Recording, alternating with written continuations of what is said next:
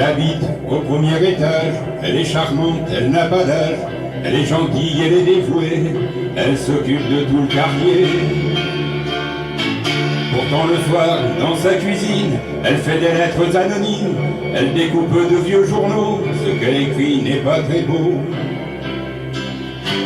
Car depuis 1940, elle a la mauvaise habitude d'être à ce point si médisante que plus personne n'a d'inquiétude.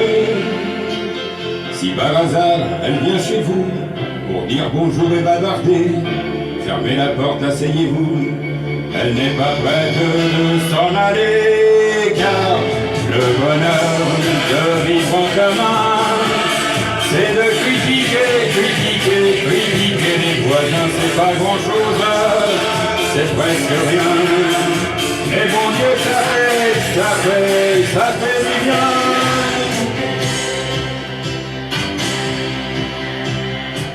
Il habite au 3e étage depuis le jour de son mariage. C'est un faux cadre plein d'avenir, l'intelligence dans le sourire. Tous les matins à la même heure, il part de chez lui en auto. Il sait qu'il en a pour 2 heures, mais il déteste le métro. Sa voiture, c'est sa maîtresse, son défouloir, son horizon. Bien sûr, faudra payer les traites, on mangera moins à la maison. Sa femme voulait un frigidaire, alors gentiment il a dit: c'est tous nos week-ends en hiver que tu veux qu'on passe à Paris.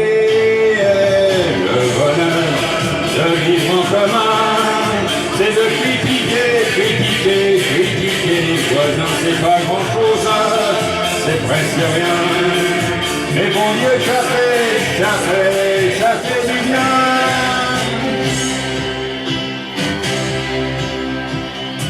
Il habite au 6e étage, dans un studio avec chauffage. Il dit qu'il est décorateur, les autres disent qu'il est coiffeur. Chez lui, pas de problème de fille, il ne reçoit que des garçons. Ils ont tous un air de famille, ils sont très grands, ils sont très blonds. Il est charmant, il est aimable, il est propre, il est parfumé. Ceux qui ont mangé à sa table disent qu'il est très raffiné. Le samedi, il fait des sourds-boules, on dit qu'il a une drôle de vie.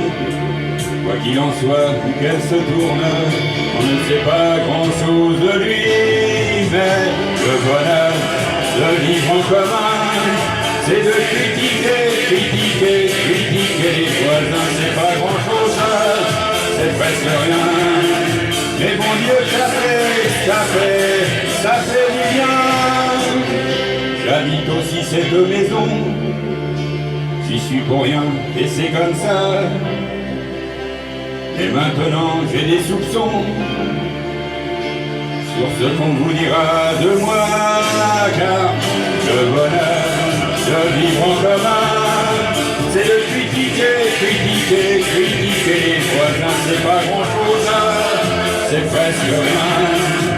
Mais bon Dieu, ça fait du bien.